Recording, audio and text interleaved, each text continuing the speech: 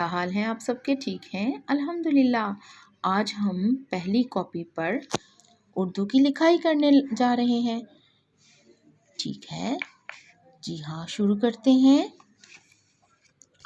आज हम करेंगे ग की लिखाई। किसकी लिखाई? ग की। आपको ग की पहचान करवा दी थी मैंने। ग के ऊपर एक नुक्ता है, ये सही पहचाना आपने।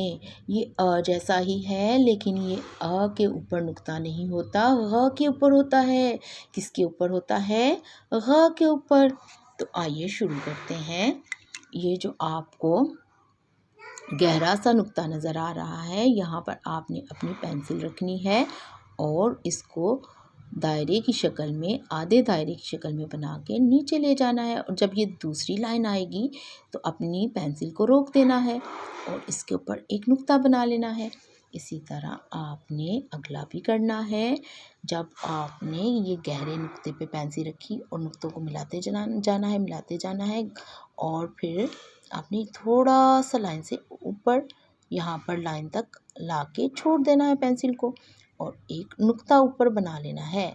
ठीक है, एक छोटा सा नुक्ता बना लेना है। ये आप पूरा सफ़ा करेंगे। आपको पता है कुछ लाइनों पे यहाँ पर सिर्फ एक नुक्ता है। इस एक नुक्ते को आपने पकड़ना है और इसको गोल गोल घुमा के थोड़ा सा लाइन से नीचे एक छोटी सी लाइन बना देनी है और ऊपर नुक्ता बना देना है। ये पूरा सफ़ा करने के बाद आपने घर का काम करना है। इसी तरह साफ़ सुथरा घर का काम करना है। उसके बाद आपने दूसरी किताब खोलनी है और ये सरगर्मी करनी है। सफ़ा नंबर 87 पर मौजूद ग की सरगर्मी करनी है। ये क्या है? ग से क्या क्या बनता है?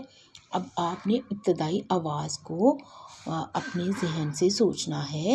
ये क्या है? ये मोची है। मोची तो ग से नहीं बनता। ये क्या है? गुलेल। जी हाँ, गुलेल।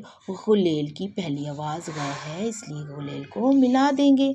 ये आपने सही पहचाना। गिलाफ। गिलाफ की भी पहली आवाज़ को आपने ग से मिला देना है। रोगन ग से नहीं बनता। ये क्या है? गार। सारा मिलाने के बाद आपने नीचे आना है और ग के अल्फाज को ढूंढ के उस ग वाली अशिया के ऊपर आपने दायरा